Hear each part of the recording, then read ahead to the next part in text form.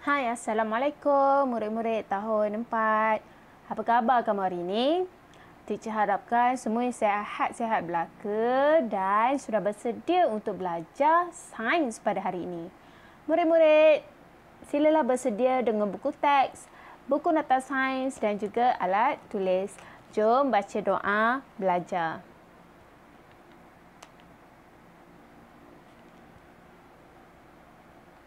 Okey. Jom buka buku teks muka surat 102, 102. Kita nak baca sama-sama ni. Okey, 102. Buku teks 102. Tajuknya pembentukan pelangi. Minggu ini kita akan belajar tentang pembentukan pelangi secara umumnya. Okey. Jom baca sama-sama. Pada suatu petang selepas hujan. Ada apa selepas hujan tu? Wah, cantiknya pelangi itu. Kata seorang budak lelaki tu kan. Dan dia kata, tapi tahukah kamu bagaimanakah pelangi itu terbentuk? Teacher nak tanya kamu. Kamu tahukah bagaimana pelangi itu terbentuk? Teacher percaya ramai yang tahu pelangi itu macam mana kan? Biasanya kita akan nampak pelangi di dada langit selepas hujan, betul tak? Dan keadaannya bukannya bila yang gelap hujan tu, bila suasana dah cerah selepas hujan ataupun suasana cerah tapi hujan rintik-rintik ada lagi. Maka kita akan nampak pelangi. Kamu setuju tak dengan apa yang teacher cakap ni? Okey? Ini pelangi. Biasanya, apabila matahari memancarkan cahaya semasa atau selepas hujan, pelangi akan terbentuk. Inilah gambar. Sebab tu teacher tunjuk gambar tu. Ada cahaya matahari, ada hujan lagi. Jadi masa tu pelangi ada. Bukan saya saja je teacher letak gambar ni. Right? Kemudian apa kaitan matahari dengan sebelah matahari tu apa? Itu titisan air. Apa kaitan matahari dengan air tu? Apabila cahaya matahari terkena pada titisan air hujan, cahaya akan dibiaskan dan membentuk pelangi. Minggu lepas kita belajar tentang pembiasan cahaya. Ingat lagi tak? Bila ada pergerakan cahaya bergerak melalui dua medium berbeza. Ini pun ada kaitan lah. Kenapa berlakunya pelangi ini. Okey, ini nak salin dalam buku sikit saja. Kamu kena salin. Kalau tak salin, kamu tak faham. Sikit saja. Okey. Tulis tarikh dan hari. Hari ini hari Khamis 5 bulan 8 2021. Okey. Sambil salin dengan teacher explain ataupun nak dengan teacher explain dulu baru salin pun boleh. Okey. Pelangi ialah satu fenomena ilusi optik yang biasanya muncul di langit apabila cahaya matahari bersinar semasa atau selepas hujan. Itu teacher cakap. Semasa atau selepas hujan. Tapi syaratnya mesti keadaannya cerah. Sebab kita nak tengok pembiasan cahaya yang berlaku kat situ. Biasanya pelangi terbentuk cahaya matahari titisan. Kamu tengok pelangi ni. Memanglah mesti kamu tengok pelangi di depan kamu kan. Biasanya macam pelangi ada cahaya matahari. Dia membiaskan titisan air tu daripada hujan. Faham tak? Matahari harus berada, maksudnya matahari di belakang kita. Kita pemerhati. Matahari kat belakang kita. Dan titisan air hujan tu di depan kita. Jadi pembiasan cahaya tu berlaku. Okey? Pelangi membentuk satu garis melengkung. Biasa kamu lukis pun memang melengkung kan? Yang terdiri daripada 7 warna iaitu merah, jingga, kuning, hijau, biru, indigo dan ungu. Okey. Ini susunannya. Kenapa warna merah tu kita akan paling atas? Kenapa warna ungu paling bawah? Sebenarnya kamu boleh cari maklumat ni kerana serakan cahaya bagi warna merah dia berlaku dengan cepat. Dia punya laju dia cepat berbanding dengan warna ungu. Okey? Macam yang teacher kat tadi lah. Apabila cahaya matahari terkena pada titisan air hujan, cahaya akan dibiaskan dan membentuk pelangi. Ini adalah fenomena pembiasan cahaya. Okey, dia macam ni. Cahaya matahari tu ia memasuki titisan air yang dibiaskan. Cahaya kan cahaya bergerak. Kan kita tahu cahaya bergerak, kan kita belajar cahaya bergerak lurus dan dipantulkan kemudian dibiaskan kepada kita. Jadi kita nampaklah cahayanya berwarna-warni. Sebenarnya cahaya matahari tu cahayanya warna putih je. Tapi apabila dia cahaya tu terkena dengan titisan air, dia dibiaskan dan dipantulkan. Kemudian barulah ia dibiaskan balik pada kita. Jadi kita nampak ada 7 warnanya. Okey. Dia ada spektrum yang berbeza lah. Warna-warna berasingan ni ada 7 ni. Ni kita panggil spektrum. Okey. Cahaya, ni kenapa berlakunya pembiasan cahaya? Kerana cahaya bergerak melalui 2 media yang berbeza. Minggu lepas kita dah belajar 2 media yang berbeza iaitu udara dan air. Maksud cahaya daripada udara dan dia pergi ke medium air itu titisan air hujan. Teacher nak kamu salin ni. Sikit sahaja. Okey. Dan minggu ni sikit je sebenarnya teacher nak tunjuk. Kamu perlu buat satu aktiviti. Tapi kena tengok cuaca lah. Kena cuaca yang panas.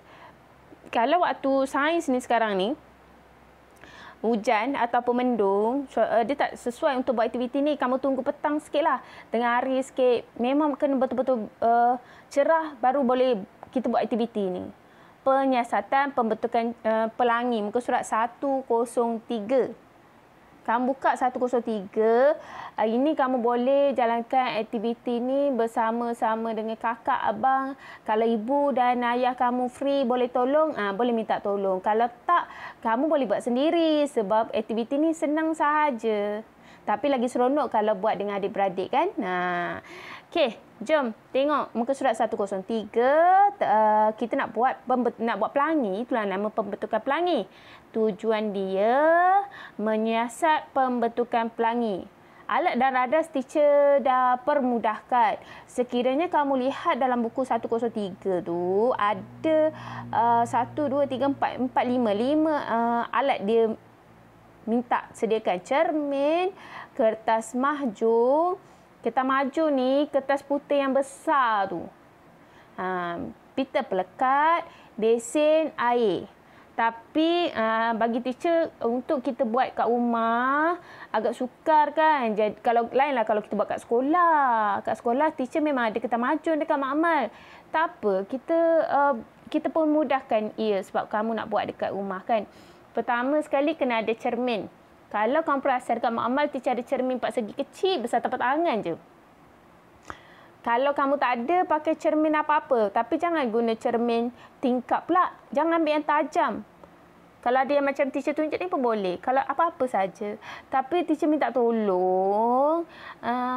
Handle with care. Sebab cermin ni bahaya. Teacher takut pecah. Nanti terkena tangan kamu luka. Kamu dah lah buat aktiviti dengan adik-adik. Minta tolong sangat-sangat. Teacher nak kamu berhati-hati bila handle cermin ni. Okey? Janganlah kamu ambil cermin yang tak ada bingkai tu. Risau pula teacher kan tajam kan. Cermin. Kertas mahjong tu, kamu sebenarnya boleh guna dinding pun boleh. Dinding rumah kamu boleh. Ataupun, kalau kamu ada meja lipat, kamu boleh baringkan meja tu macam menghadap kamu. Faham tak? Kamu baringkan meja tu menghadap keluar lah. Selalu kan kamu duduk macam mana teacher nak cakap baringkan meja tu. Bukan baringkan ke lantai, bukan baringkan menghadap kamu. Sebab teacher tak nak kamu guna kertas majon, kamu ada ke nak tampal kat mana? Sebenarnya kertas majon ni kena tampal kat dinding juga. Baik kamu guna dinding je kan. Tapi dinding mestilah keadaan yang lapang lah. Sebab kamu nak duduk depan dinding tu. Pita pelekat tak payahlah sebab kita tak guna kertas majon kan. So, kemudian besen. Besen berisi air. Besen biasa rumah kamu tu. Tapi make sure besen ni muat dengan cermin kamu. Janganlah cermin kamu besar, besen kamu kecil. Tak sesuai lah. Okey? Apa yang perlu kamu buat? Pertama sekali, aktiviti ini macam teacher kata tadi lah. Ini boleh dijalankan menggunakan dinding. Dinding rumah lah. Dinding tu jangan buat apa-apa. Jangan nak conteng ke. Kamu nak buat apa. Dia aja dinding tu. Yang kedua, letakkan besen berisi air di bawah cahaya matahari. Ni betul-betul bawah cahaya matahari. Sebab tu teacher cakap mesti buat tengah panas. Memang kamu terpaksa duduk tengah panas lah. Kan? Memang sekejap je lah. Kita nak tengok pelangi. Bila dah jadi boleh masuk rumah. Sekejap je. Jangan kamu berpayung pula kat situ. Tak jadilah. Sebab kita nak ada pantulan cahaya matahari kepada cermin tu. Supaya ada pembiasan berlaku dalam air tu. Okey? Kemudian masukkan cermin ke dalam besen yang berisi air.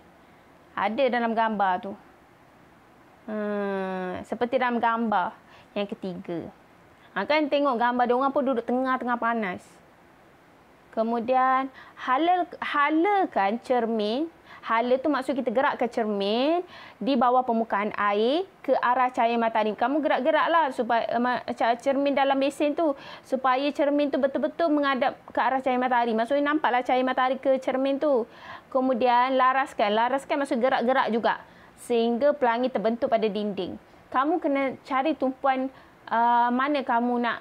Ini macam nak cakap apa ya? Macam kamu tujulah sasarkan pada dinding. Kamu sasarkan cermin tu pada dinding. Alah, teacher rasa kamu selalu main yang silau-silau tu. Pernah kan kamu duduk luar rumah saja nak bagi orang dalam rumah silau. Tapi yang ni cuma masukkan cermin tu dalam air. Dan bukan pancar dekat orang. Ni pancar kat dinding. Okey? Teacher ada satu video untuk rujukan. Nanti kamu boleh tengok ya video ni. Assalamualaikum warahmatullahi wabarakatuh. Hai semua. Pada hari ini saya akan mengajak anda semua untuk buat pelangi. Jom.